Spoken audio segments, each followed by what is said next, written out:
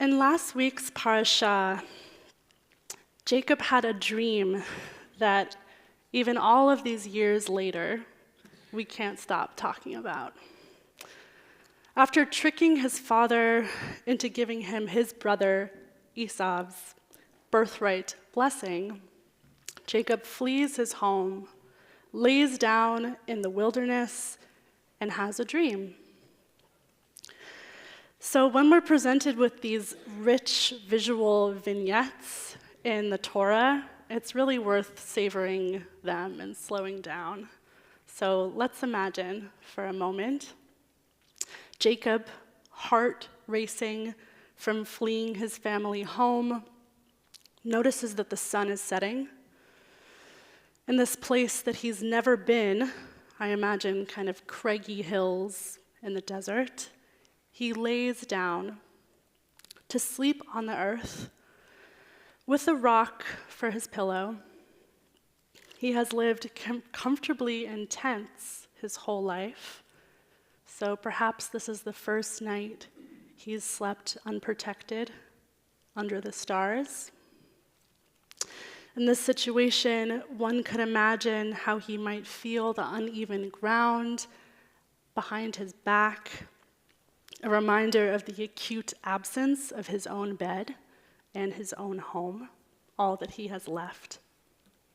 When Jacob closes his eyes, he sees angels streaming up and down a heavenly ladder. Some of our rabbis imagine that angels are actually just made of angelic fire, so streams of light ribboning upwards from the land into the sky.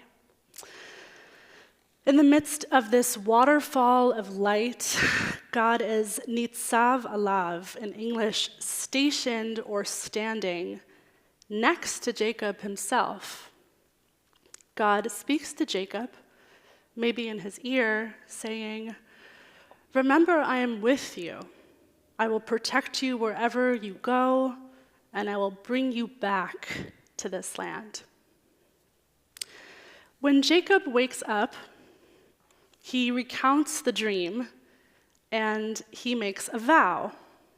However, he adds one crucial detail to what he heard. Jacob says, "V'shavti v'shalom el beit avi, v'haya Hashem li le'elohim." If God remains with me, if God protects me, and if I return in peace to my father's house, the Lord shall be my God. Did anyone catch that, the insertion? So Jacob adds a small but notable insertion, v'shalom. So we might translate this as returning in peace, or we might say that he returns in wholeness, in harmony. In Hebrew, we would say with shleimut, with fullness, a completeness. Scholar Aviva Zornberg writes that Jacob, by adding this phrase, reveals his yearning to return to his father's house, not only peacefully, but with his own shleimut. In other words, to return intact. Zornberg writes, he desires a wholeness and a closing of the circle as he imagines the end of his exile and his reabsorption to his father's house. From this moment of parting from his place of origin, Jacob aches to come home. In this week's parasha, we witness the sweetness, 20 years after this dream, of Jacob's homecoming. Jacob does return to his father's house, just as God whispers to him. But does Jacob actually arrive home whole? So Rashi, the medieval French scholar, believes that he did. He describes Jacob's wholeness in a couple different ways. So first, he returns physically whole. Jacob is injured in his episode wrestling with the Ish, the man, the angel, whoever that is. Rashi argues that he was cured upon his return home to his father's house of the limp, the injury he received. He returns materially whole. Jacob gives Esau a gift, and Esau refuses. And Jacob insists that, Yeshli kol, like I have it all, I have all that I need. And in this chapter, in this parasha, we really see the abundance. His large family, all of his stuff, his flocks. Thirdly, argues Rashi, he returns morally and intellectually whole. He argues that while he was away for 20 years in Laban's house, he hadn't forgotten the wisdom and knowledge of his ancestors. However, there's something a little strange, perhaps, about this description of shlemut. Zornberg writes how the more that we look at this idea of wholeness, the more bizarre and puzzling it actually becomes. In regard to his physical well-being, Jacob was initially injured with this angel, and it was through his injury that he then returned whole. That's physical. As far as his material and financial status, Jacob left his father's house with nothing at all. So it's only through 20 years that he gained all of this material. He actually left destitute. And lastly, in regard to his moral and intellectual wholeness, he leaves his ancestral home. He leaves everything he knows, only to return decades later. We may presume he's been a little altered by that experience. So the question is, when we are talking about this wholeness, this shlemut, what are we talking about?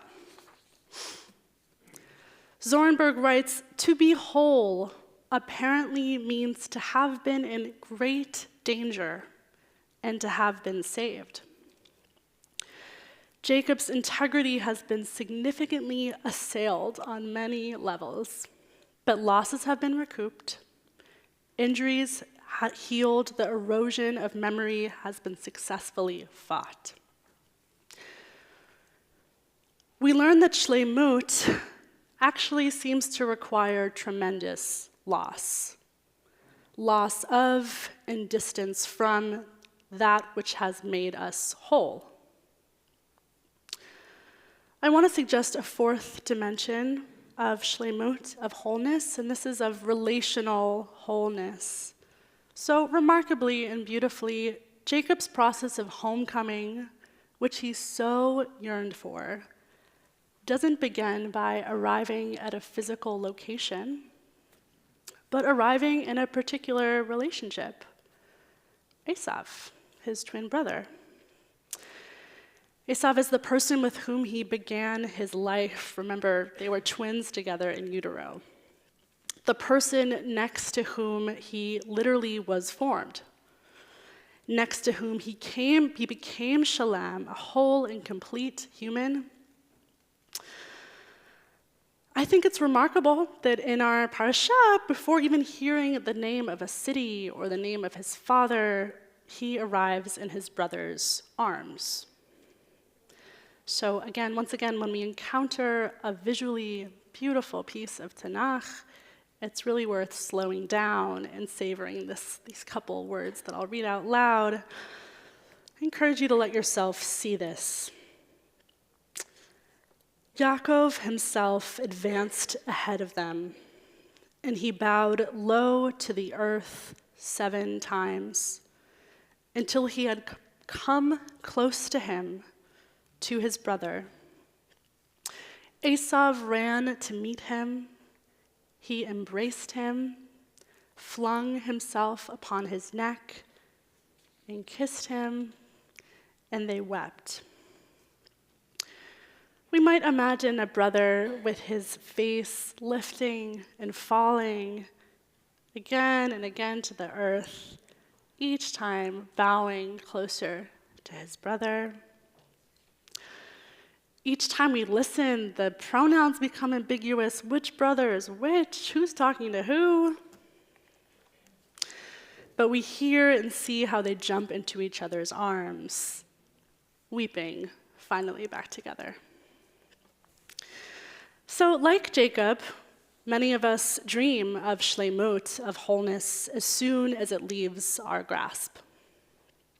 We dream of the things we have lost and that we have never stopped wanting. We dream of our whole health restored. We yearn for a whole steady conviction of certainty. Some of us yearn for complete alignment in our work, in our families, in our social lives, in our partnerships. And we yearn for those we have lost. And as we imagine Jacob and Esau, some of us might imagine our own family reunions, running towards each other across rocky ground. It's human nature to yearn for this perfection, for this cleanness. Jacob, in our tradition, is often understood as paradigmatic, an exemplar of shleimut, of harmony, of wholeness. But in exploring what his narrative teaches about the nature of wholeness, we receive the gift of the unexpected. Jacob couldn't be whole without all that he lost 20 years ago. There is no Jacob without yearning for his father. There is no Jacob without the drama of Leah and Rachel, without the fear and love of Esau. There's no Jacob without struggling with the angel. And there is no shleimut without loss. It is Jacob's loss of and subsequent yearning for shleimut that end up constituting his wholeness. During these years away in exile, while yearning, somehow he continues to become whole in more of the Jacob that we know. So from the critical distance of biblical narrative, we might say, okay, this is true for Jacob, harder to understand this in our own lives.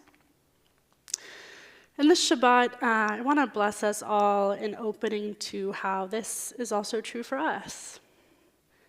That the trials of living a life, which is necessarily marked by loss, don't only splinter us, but in fact form the contours of a more complete wholeness.